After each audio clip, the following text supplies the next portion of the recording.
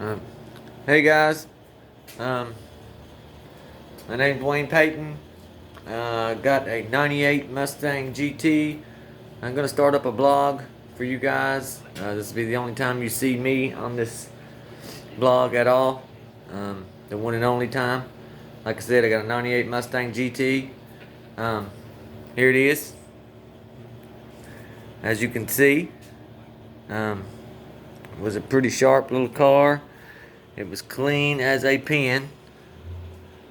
Um, and about 3 weeks ago, I live in Kentucky, central Kentucky. About 3 weeks ago, we had a little ice storm at night, and the roads didn't freeze, but the bridges did. So the next morning, I'm sailing down the interstate about 70 miles an hour, and everything's nice and fine, And then I hit a bridge that's about 60 feet long on the interstate, and the next thing I know, I'm counter steering right, and then counter steering left, and then counter steering right again, and I was off the bridge by this time, and I almost had the thing completely saved. And as you can see right here, the driver's side bumper caught the guardrail. The car was sliding completely sideways, and the front bumper corner here caught the guardrail and it's kind of rubbed down the nose. And I just, not a month earlier, put a brand new Cobra bumper on the front of it, which I really loved the way that looked. I mean, like I said, this is a '98 GT, but I really like those Cobra bumpers. I think that should have been a standard part on all the Mustangs in '98, even the V6 cars, you know. Those bumpers look just add so much to the front of the Mustangs, the 94 to 98 SN95 car. And, you know, it, the Cobra bumper is. So now I've got my original GT bumper. It's up here. I stored it up here after I put my uh, Cobra bumper on. I just hung my stock GT bumper up here. Fortunately, I do have a brand new set of Raxium light smoked tinted fog lights for the GT bumper with actual glass lenses, not plastic.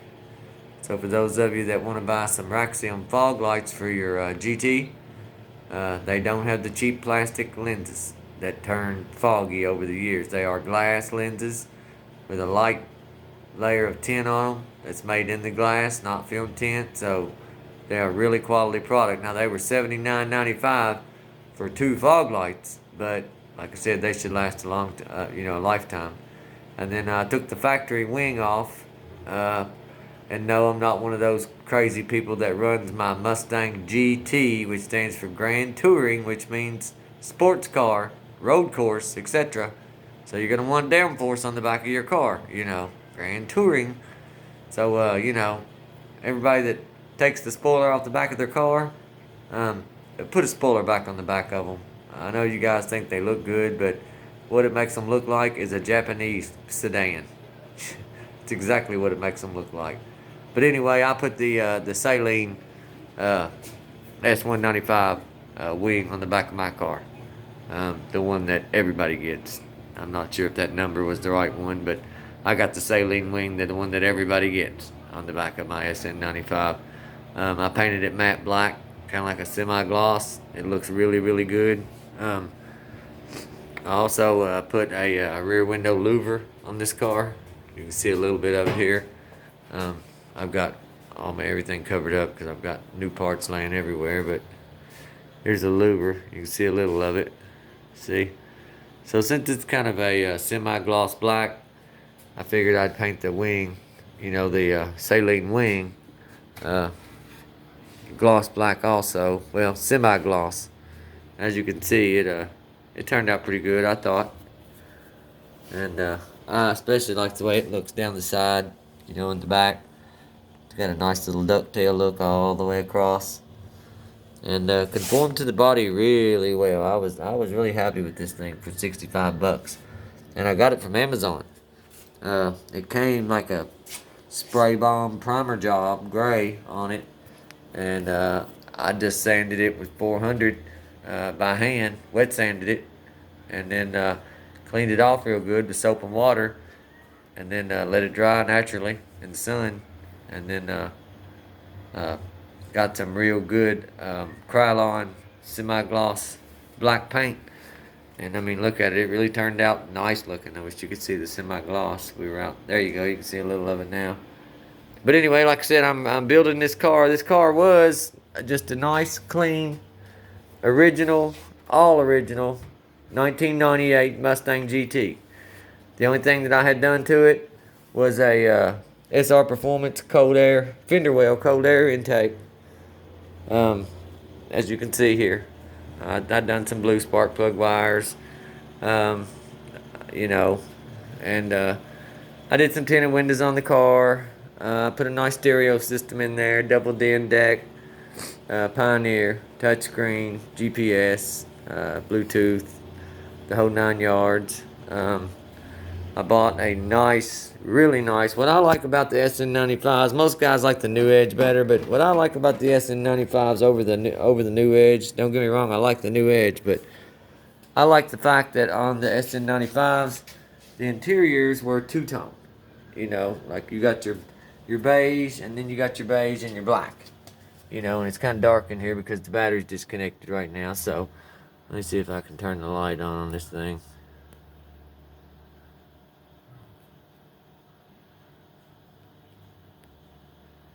Okay, no, it's not gonna let me turn the light on. But anyway, if you can see these seats I put in here, they're I got them from Amazon also.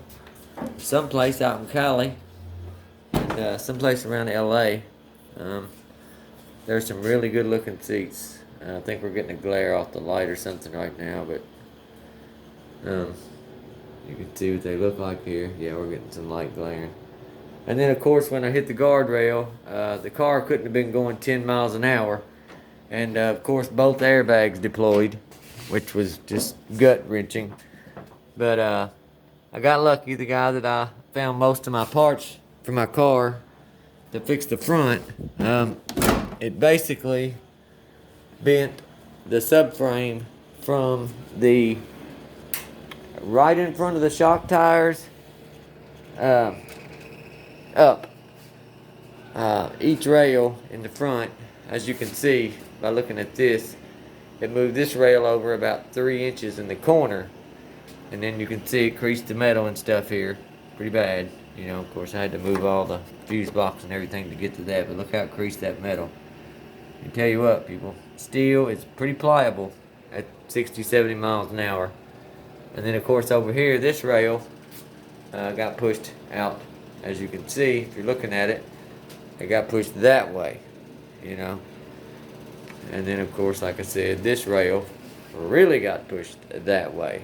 Mainly due to the fact that the bumper was the first thing to strike the guardrail. And as you can see from looking at the bumper, it's perfect, all except for right here. And the car, like I said, the car was sliding sideways, facing the bumper, and only this part of it, you know, pointing towards the guardrail, car sideways in the road, sliding sideways down the road, and this part of it was rubbing up against the guardrail. And just this little rub here deployed both airbags, broke both headlights, bent the subframe in front of the shock towers, and it did. However, it didn't get the radiator, it didn't get the condenser, it didn't get anything mechanical. It didn't even bust the windshield washer jug. All it did was break the little tube off. So I just bought a little motor to stick in the washer jug because it comes with a tube made on it.